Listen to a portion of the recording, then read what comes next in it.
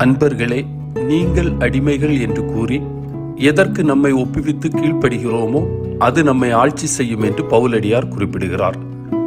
பாவம் நமக்கு விடுதலையும் நன்மை தரமும் தருவதாக வெளியே காட்டிக்கொண்டு சங்கிலிகளுக்குள் நம்மை மாட்டி விடுகிறது. ஒரே ஒரு முறை என்றும் இது எப்படி இருக்கும் என்ற ஆர்வத்திலும் இதில் என்ன இருக்கிறது என்ற எண்ணத்திலும் தொடங்கிய பல செயல்கள் இன்று நம்மை ஆட்டிப்படைத்துக் கொண்டிருக்கின்றன. கொஞ்சம் கொஞ்சமாக நம்மை கொல்லும் விஷமாக உடலில் நுழைவதுதான் தீய பழக்கங்களும் தீய வாழ்வும்.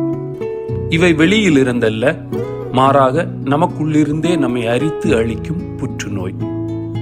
பாவ வாழ்வால் நாம் தனிமையாகிறோம், தாழ்வு மனப்பான்மை அடைகிறோம், உறவுகளை அழித்து நல வாழ்வை கெடுத்துக் கொள்கிறோம். தாயும் தந்தையுமான இறைவா, எம் மானுட இயல்பை இழக்கச் செய்யும் பாவங்களிலிருந்து விடுதலை அடையும் வரம் தாரும். ஆமேன்.